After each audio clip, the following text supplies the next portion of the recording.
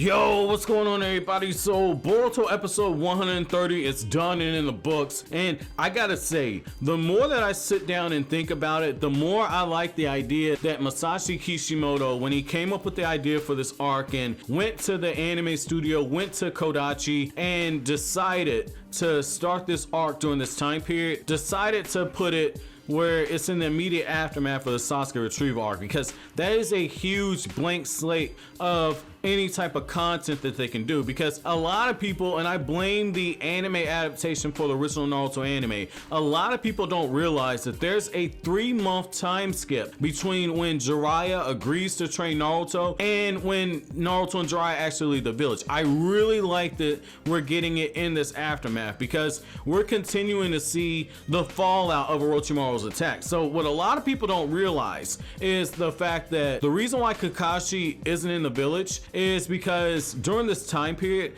Tsunade is giving all of the Jonin S rank mission after S rank mission after S rank mission. If you're a Jonin and you're worth even half your ball sack, you are on an S rank mission at this time period. And the reason why she has to do so is because Konoha has to show all the other villages that even though they're rebuilding, even though they recently lost a Hokage, even though Tsunade's new, they have to show that nothing's changed. It's business as usual with Konoha. That way, no one like the Hidden Cloud village decides that they want to invade the village. So I like the fact that we're continuing to see this very bullish display of power by Tsunade.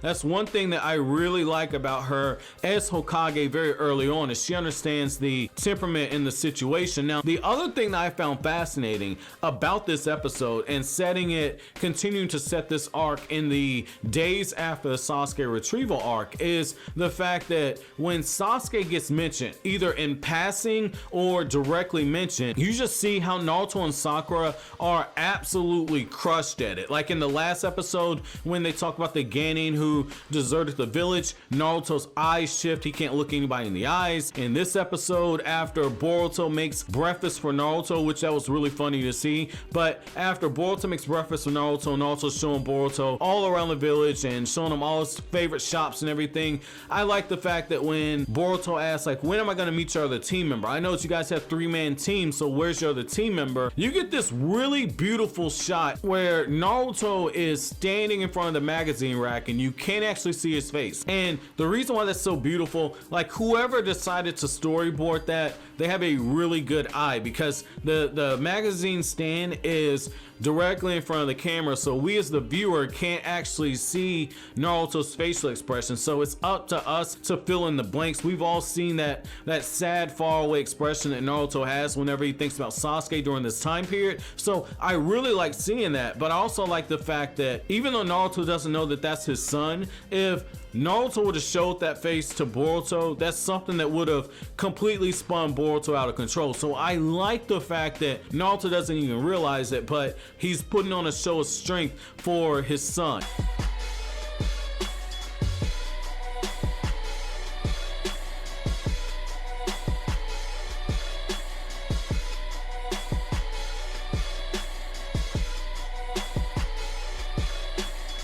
Now, the other thing, and this is one of those symbolic moments where I'm not sure if you guys actually caught this, but I love that shot where when you have Naruto saying, like, I'm gonna bring Sasuke back to the village. My teammate left the village and he'll return, I don't know when, but I'll bring him back. And you just see Naruto later on in the episode, after everything happens with Shikamaru, Naruto's walking into the sunset. That's symbolizing, showing that this chapter has set. This moment in time has essentially passed. This is that moment where Naruto's like, okay, I can't bring Sasuke back yet. I'm not strong enough to do so. Jiraiya's gonna train me, but I'm putting all this behind me and this is what I'm focusing on. And when you look at the opening for Naruto Shippuden, you actually see Naruto running into the sunrise, and that's showing that Naruto's new era is beginning. The new chapter has begun. That's really good. That was a really good moment right there. I really like seeing that. Now, when it comes comes to the actual episode itself, now that I've actually talked about some of the things that I felt were personal highlights, I gotta say I did like the goofy moment between Naruto and Konohamaru. I thought that was very entertaining, where they're having a sexy jutsu battle, and I like the fact that, you know, you see in that moment, I don't know if you guys picked up on this, but you see in that moment what Konohamaru and Naruto actually find attractive. Like, Naruto likes the big busty women,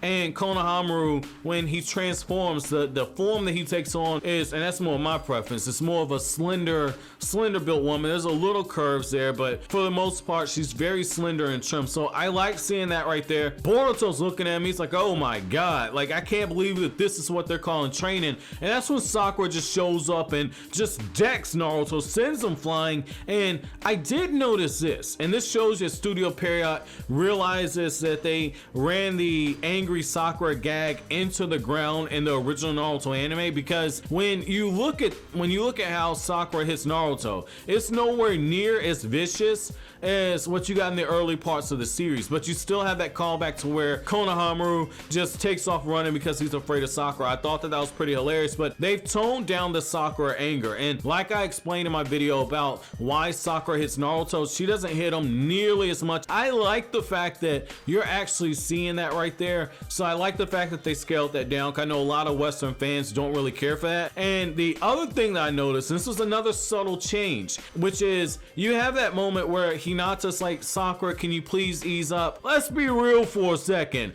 Part 1 Hinata was not telling Sakura to ease up. Part 1 Hinata is a wallflower. She's a wallflower. She spoke to Naruto a little bit, but in this episode, she has more dialogue with Naruto than she had in the entire part 1 of the manga. I get what they're doing on that. You know, they're making little small tweaks. And again, part of the reason why I didn't care for Hinata when I did watch the anime episodes, I thought that they completely overdid it on the super shy Hinata, just like they overdid it with the angry Sakura stuff. It isn't nearly that bad in the manga continuity. So I like the fact that they're cleaning up a few things in this arc in regards to the characters. And I also like the fact that you have Sasuke watching basically everything from the shadows while he's also monitoring for Urashiki, so you can tell that Sasuke's getting some of his chakra back. But what I really like about this moment here is that when they get to the bathhouse and they're having to clean everything up, it's tying back into the previous episode. All the genin had to clean up the bathhouse where Jiraiya was peeping on everybody, and I like how Naruto's just so worried that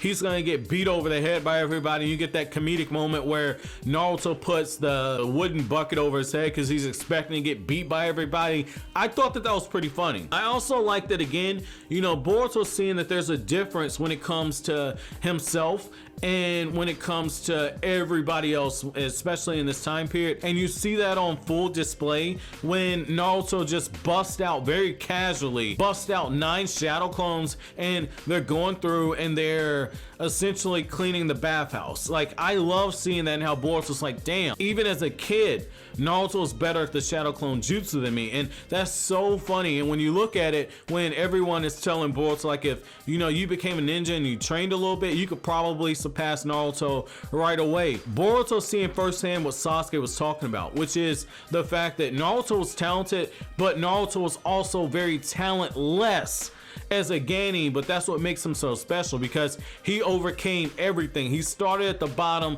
and literally rose to the top. So what I love seeing about that is how when Ino and everyone is just throwing those jabs at Naruto, if you pay attention to the scene, Boruto doesn't say anything, partly because he knows that Naruto is going to be the Hokage one day, but also Boruto earlier in the episode acknowledged that Kid Naruto, when it comes to making shadow clones, is way better at it than him, and he is able to connect the dots on what Sasuke was telling him when they were training before the chunin exam. So I like, again, little small callbacks like that. I thought that was really nice, a very nice touch there. I'm very surprised that Shikamaru didn't question whether or not Boruto's actually a ninja because of the time period that we're in, but also given the fact that Shikamaru is somebody who, if he knows something, he's not gonna put all his cards on the table yet. So I did like seeing that. I did like seeing that moment right there. And I also like how you get another glimpse into how different Boruto's time period is from Naruto's time period. When Boruto says, you guys are really that hard pressed for gaining, I can't believe it. Well, let's look at the difference between when Boruto's class graduated and Naruto's class graduated. Everyone in Boruto's class who graduated became a genin. When Naruto graduated, only 9 out of that big ass class were allowed to become genin. Now, I'm gonna end off with this. I thought that it was pretty interesting that Boruto doesn't realize it, but he's affecting the timeline. One of the ninja that he bumps into is actually Dinky's father, and he gives him the idea for the thunder train that goes around the village. Like right then and there, Boruto's already affecting the timeline, which makes you wonder, is it possible that all of the development that Dinky's father spearheaded on top of the Hokage monument, where you have all those apartments and the central business district that you see Boruto and everybody in all throughout the Boruto franchise, and the thunder train that circles around the village, is it possible that Boruto actually gave